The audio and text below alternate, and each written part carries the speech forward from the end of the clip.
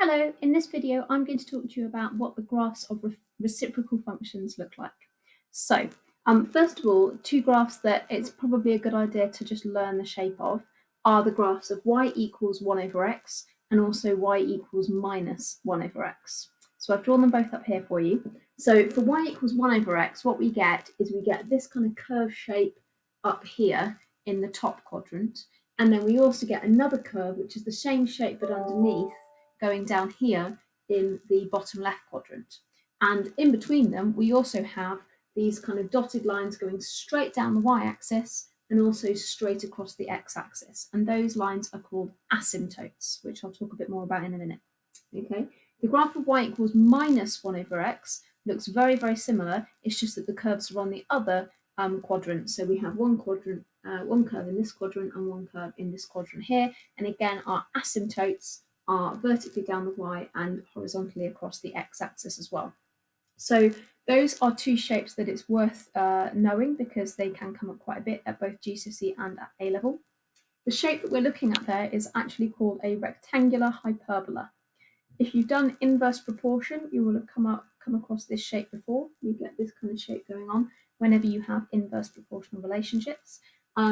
And another place where this comes up is actually in conic sections. I'll just mention that before we move on because it's quite interesting. So conic sections are different shapes and things that you can get by taking a cone and then chopping it up in different ways. And this special type of curve, this hyperbola shaped curve, is the kind of shape that you get if you take a cone and you chop it vertically straight down. So if I took this cone here and I chopped it vertically straight down, I've tried to show you that with the grey line, the shape that you end up getting is a hyperbola. Now, I can't do it perfectly because if I tried to chop it, the paper would bend. But the idea, hopefully, you get is that the shape you'll end up with this kind of hyperbola shape. Okay. So those are two of the basic shapes that you can get out from a reciprocal function, but we're going to look at finding some tables for some more complicated ones and thinking about what they would look like. So with all tables, I always advise starting at 0 or 1, working up and doing the positives first because they're often easier to do, and then after you've done that, then working down and doing the minuses. So I'm going to start at 1, I'm going to work up, and then I'm going to deal with 0 and the minus numbers afterwards. So in order to work out the y value, when we have an x value, is we take the x value, we substitute it in where x is, and we then work out what the answer is for y.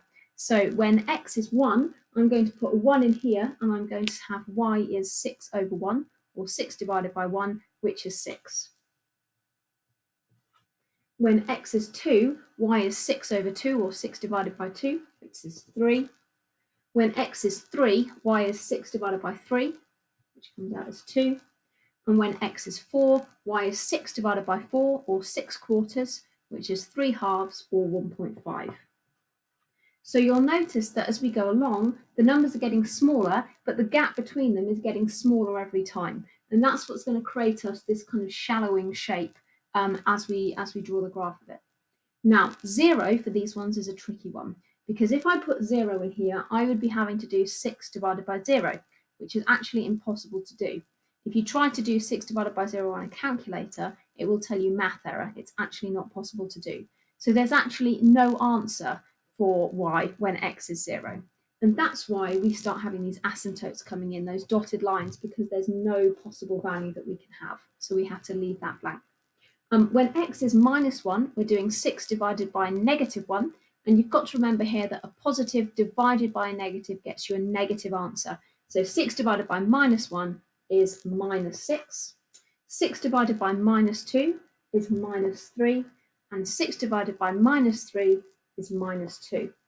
Again, you'll notice that these numbers coming out are the same as these ones over here, which accounts for why the shapes are the same, just one of them's coming downwards and the other one's going upwards. Okay, so if I were to actually plot these points, I would end up with a shape that looked like that for the positives. I wouldn't have any values for when x is 0. So when x is 0 here, I've not got any values, so I would have a dotted line, which is an asymptote. And then for the other side, I'm going to have -6, -3, and -2 going back this way. Now you do actually have another asymptote going through at 0 on the x-axis as well. But you'll learn more about asymptotes later on, so don't worry too much if you don't fully understand those yet. Okay, so again, we have this shape, and it's very, very similar to the y=1/x shape. Okay, same overall shape. It's actually just a lot steeper than the 1/x one. Okay, what I'm going to suggest you do now is pause the video and have a go at filling in the tables for these two. And I strongly encourage you, start with the positives first, work them out, and then work down the other ones afterwards. Be really careful whenever you have to divide by 0, because it's not possible to do. So you can just put a cross when you've been asked to try and do that. And also just make sure you follow BIDMAS. So for this one here, you're going to do your 1 divided by x first of all, and then add the 3 at the end. And for this one here, you've got a big fraction, so you work out the denominator and then do 1 divided by it.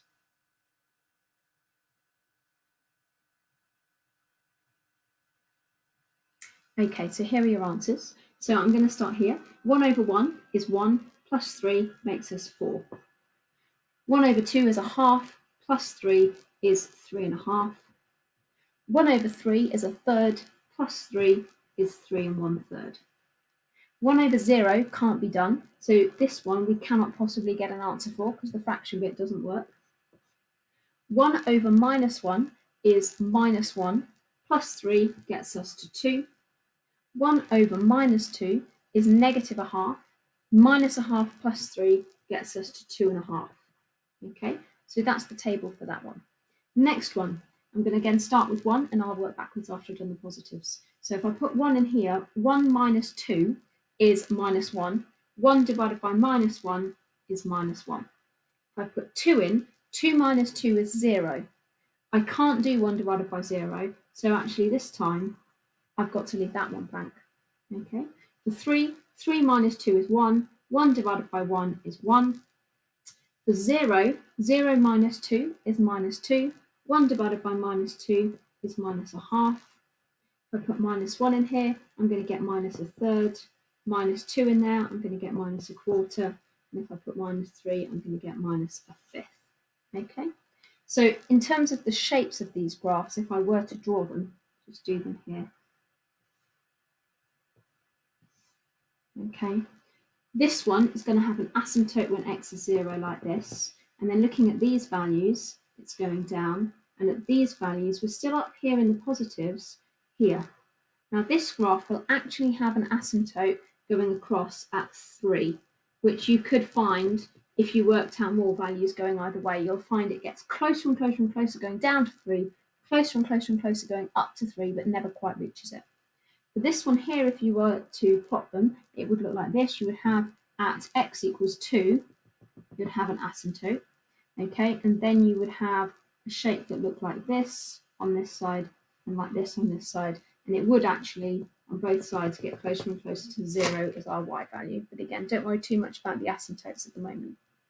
For GCSE, that is all that you have to be able to do. You have to know these two shapes and what they're going to be like, and you have to be able to plot values into the sum, come out with what it looks like, and then be able to plot it. Okay.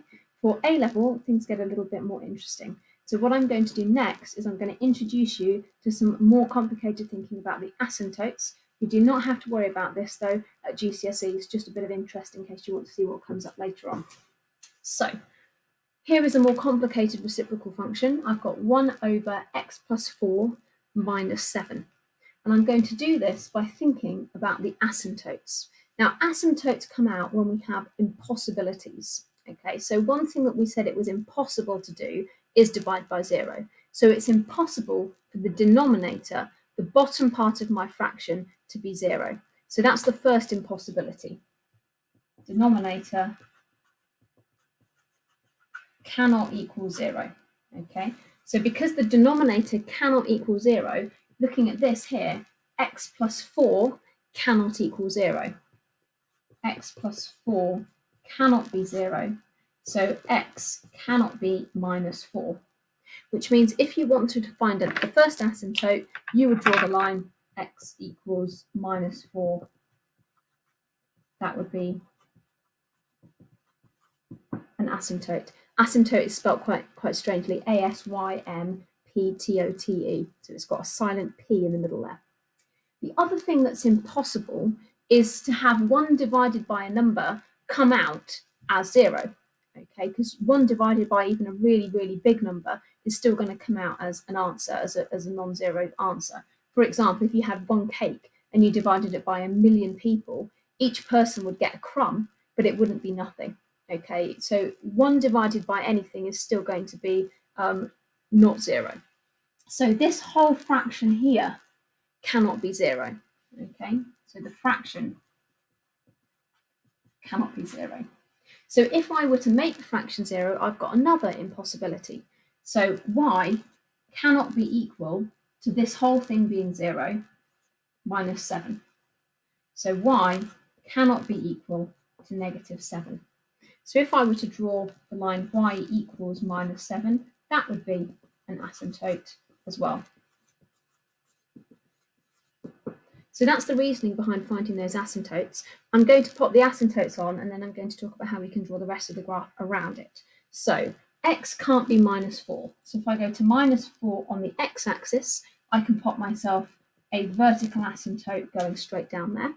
And y cannot be minus 7. So if I pop minus 7 on my y-axis, and then I can do a horizontal asymptote going across here. Now, to decide the shape, you have to decide whether it's a positive 1 over x or a negative 1 over x. Looking back at these ones here, if it's a positive 1 over x, then the shape's going to be on these sides of the asymptotes. And if it's a negative 1 over x, it's going to be on this side. So if we look at the fraction bit here, it's a positive 1 over x plus 4. Okay, the x part here is positive. So the shape we're looking for is this one here. So I know that I'm going to have this part of this quadrant between the asymptotes going to be, and then also up here. But before I draw this line on, I'm going to find out where it intersects the coordinate axes. So I'm going to do this on the side here. It's starting to get quite busy now. If I want to find a y-intercept, I'm trying to find a place on the y-axis that my graph goes through. Now, every single point on the y-axis has an x-coordinate of 0. So I want to know where on this graph x is 0. So if I put 0 in here, y is going to be 1 over 0 plus 4, which is 4, minus 7. A quarter minus 7, which is negative 6 3/4. Okay, so negative 6 3/4 is my y-intercept. So I'm going to pop that here. And you'll notice it's just above the minus 7, so it's in where we expect it to be. For the x-intercept, it's very similar thinking. This time I have to make y equal to 0, and this is slightly more complicated to do. So I need to make 0 equal to 1 over x plus 4 minus 7. I'm going to do this over here, I think now. 0 equals 1 over x plus 4 minus 7. I'm going to add 7 to both sides, times both sides by the x plus 4, minus the 28, and divide by 7. Now that is the same as 3 6/7. I'm just whizzing through it so that you can see the process, but you could take longer on that. So minus 3 6/7, which is going to go here. And again, you can see that that's in roughly the right place. So I can then draw on my hyperbola-shaped curve, which is going to go through both of those points like that.